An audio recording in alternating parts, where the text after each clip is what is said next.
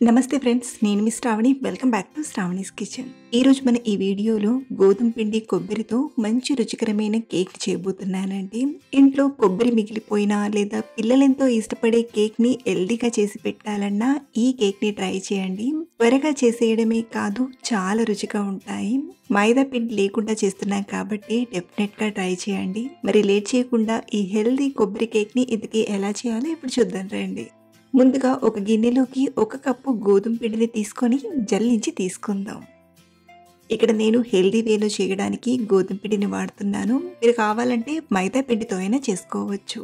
ఇలా గోధుమ పిండిని జల్లెడ పట్టడం వలన కేక్ అనేది ఫ్లఫీగా చాలా బాగా వస్తుంది. ఇలా జల్లించాక ఈ గోధుమ పిండిని రెడీగా పక్క నుంచి మిక్సీ గిన్నెలోకి 1/2 కప్పు చక్కెరను తీసుకోండి.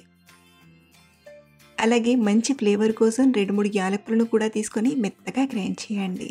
మనం చక్కెరను అలాగే వేస్తే కరగడానికి కాస్త టైం పడుతుంది కాబట్టి మీరు కూడా ఇలా చక్కెరను పొడిలా చేసి గోధుమ పిండిలోకి తీసుకోండి. అలాగే మళ్ళీ ఇదే మిక్సీ గిన్నెలోకి 1/2 కప్పు పచ్చి కొబ్బరి ముక్కల్ని తీసుకొని గ్రైండ్ చేయండి. ఇక్కడ నేను పచ్చి కొబ్బరిని గ్రైండ్ చేసి తీసుకుంటున్నాను. మీరు కావాలంటే తురుమైనా తీసుకోవచ్చు. అలాగే నేను కొబ్బరిని మరీ మెత్తగా కాకుండా లైట్గా పలుకు తెలిసేలా కొంచెం బరకగా గ్రైండ్ చేశాను. మీరు కావాలంటే మరి కాస్త మెత్తగా అయినా గ్రైండ్ చేసి తీసుకోవచ్చు. ఈ కొబ్బరి పొడిని కూడా గిన్నెలోకి తీసుకొని ఒకసారి బాగా కలపండి. ఇలా అంతా కలిసేలా ఒకసారి కలిపాక ఇప్పుడు ఇందులోకి ఒక అరకప్పు వరకు కాచి చల్లార్చిన పాలను తీసుకొని కలపండి. మనకు ఈ పిండి కలపడానికి కనీసం 1/2 కప్పు వరకైనా పాలు పడతాయి. కానీ ఇక్కడ నేను అరకప్పు వరకు పాలను తీసుకొని మిగిలినవి నీళ్లను కొంచెం కొంచెంగా వేస్తూ కలుపుతున్నాను. పాలు నీళ్లు ఇన్ని అనే కంటే మనకు పిండి అనేది కొంచెం జారుడుగా ఈ వీడియో క్లిప్లో చూపిస్తున్నట్టుగా ఇలా వచ్చేంత వరకు మీరు కావాలంటే మొత్తం పాలను కానీ లేదా మొత్తం నీళ్ళనైనా తీసుకొని ఇలా కలిపి తీసుకోండి. ఇప్పుడు ఈ పిండిని రెడీగా పక్క నుంచి ఒక 4 చిన్న చిన్న గిన్నెల్ని తీసుకోండి. ఇక్కడ నేను పిల్లలు ఇష్టపడేలా కప్ కేక్ని ప్రిపేర్ చేస్తున్నానండి.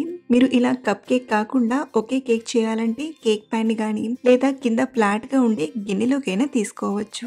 ముందుగా ఈ గిన్నెలకు కొద్ది కొద్దిగా ఆయిల్ని చుట్టూరా బాగా అప్లై చేసి కొంచెం కొంచెంగా గోధుమ పిండిని అన్ని గిన్నెల్లోకి తీసుకొని చక్కగా కోట్ చేసి ఎక్స్ట్రా పిండిని తీసేసి తీసుకోండి. ఇలా గిన్నెల్ని రెడీ చేశాక మరో పక్కన స్టీమింగ్ పై కేక్ని ఉడికించడానికి మనం తీసుకున్న 4 గిన్నెలు పట్టేలా ఇలా నేను వెడల్పుగా ఉండే ప్యాన్ని తీసుకున్నాను. మీరు కావాలంటే ఇడ్లీ గిన్నెలో అయినా లేదా కుక్కర్లో అయినా ఈ కేక్స్ని ఉడికించి తీసుకోవచ్చు. ఇందులోకి 1-2 గ్లాసుల వరకు నీళ్ళని తీసుకొని ఇలాంటి స్టాండర్ని తీసుకోండి లేదా ఏదైనా స్టీల్ ప్లేట్ని పెట్టైనా ఉడికించవచ్చు. ఇక్కడ మనం తీసుకున్న 4 గిన్నెలు పడిపోకుండా ఉడికించడానికి ఎక్స్ట్రాగా ఈ స్టాండర్ని తీసుకుంటున్నాను. ఇప్పుడు కవర్ చేసి మంటను మీడియం ఫ్లేమ్లో పెట్టి ఇప్పుడు మూత పెట్టి నీళ్లు మసిలేంత వరకు వేడి చేయండి. ఇప్పుడు మనం కలిపి పెట్టిన కేక్ బ్యాటర్ని తీసుకోండి. ఇప్పుడు ఇందులోకి మనం చేసే కేక్ స్పాంజీగా రావడానికి ఒక 1/2 టీ స్పూన్ వంట సోడాను తీసుకోండి. అందరి దగ్గర వంట సోడా ఉంటుంది కాబట్టి ఈ కేక్ని చేయడం చాలా ఈజీ అండి. అయితే ఇలా మనం ఒక 1/2 టీ స్పూన్ వరకు వంట సోడాను తీసుకున్నాక దీనిపైనే ఒక అరచిక్క వరకు నిమ్మరసాన్ని ఇలా పిండి తీసుకోండి. ఇలా మనం వంట సోడా పైన నిమ్మరసం వేయడం వలన వంట సోడా అనేది బాగా యాక్టివ్ అయి కేక్ అనేది ఫ్లఫీగా చాలా చక్కగా పొంగుతుంది. ముందు వెనక కాకుండా మనం వంట సోడాను ఎక్కడైతే తీసుకున్నామో దానిపైనే పడేలా ఇలా నిమ్మరసాన్ని తీసుకోండి. నిమ్మరసం వేయగానే వంట సోడా అనేది నురగగా వస్తుంది కదా. ఇలా వస్తేనే మనం చేసే కేక్ అనేది చక్కగా కుదురుతుంది. ఒకసారి అంతా కలిసేలా బాగా కలిపి మనం రెడీ చేసి పెట్టిన కేక్ గిన్నెల్లోకి తీసుకుందాం. చూడండి, కన్సిస్టెన్సీ అనేది ఇంతకంటే మరీ పలచగా ఉండద్దు, మరీ గట్టిగా ఉండద్దు.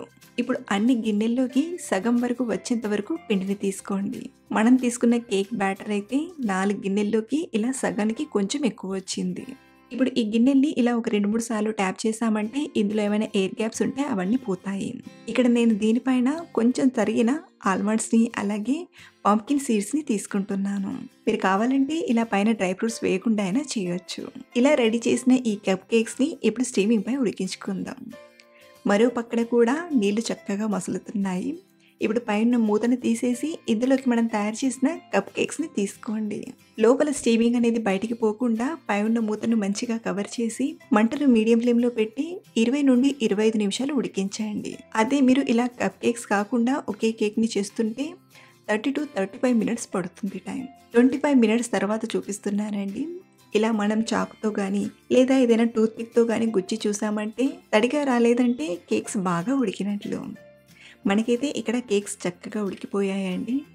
ఇప్పుడు మనం ఒక గరిటెతో ఇలా స్లోగా ఈ కప్ కేక్స్‌ని బయటకి తీసుకుందాం. లేదా మీరు క్లాత్‌తో పట్టైనా కేక్స్‌ని బయటకి తీసుకోవచ్చు. సో, ఇలా ఉడికించిన కేక్స్ పూర్తిగా చల్లారేంత వరకు పక్కనుంచండి. కేక్స్ పూర్తిగా చల్లారిపోయాక ఈ గిన్నెలో ఒక స్పూన్ పెట్టి ఇలాగే ఇచ్చామంటే పిల్లలు హ్యాపీగా తినేస్తారు. మీకు డీమోల్డ్ చేసి కూడా చూపిస్తానండి. ఇంతకీ లోపల వరకు మన కేక్ ఎలా వచ్చిందో తెలియాలి కదా! ఇలా స్లోగా డీమోల్డ్ చేసి స్పాంజీగా వచ్చింది కదా! టేస్ట్ కూడా కొబ్బరి ఫ్లేవర్‌తో చాలా చాలా బావుంది. మీరు కూడా డెఫినెట్‌గా ఈ ప్రాసెస్‌తో ట్రై చేయండి. మళ్ళీ కొబ్బరి మిగిలిపోయిన ప్రతిసారి పిల్లలకి ఈ కేక్‌ని చేసి పెట్టడానికి ఇష్టపడతారు. అలాగే ట్రై చేశాక మీకు ఎలా కుదిరాయో మళ్ళీ కింద కామెంట్‌లో షేర్ చేయడం మర్చిపోవద్దు. ఇలాంటి మరిన్ని సింపుల్ అండ్ టేస్టీ రెసిపీస్ కోసం మన ఛానల్‌ని సబ్స్క్రైబ్ చేసుకోండి. Thank you for watching.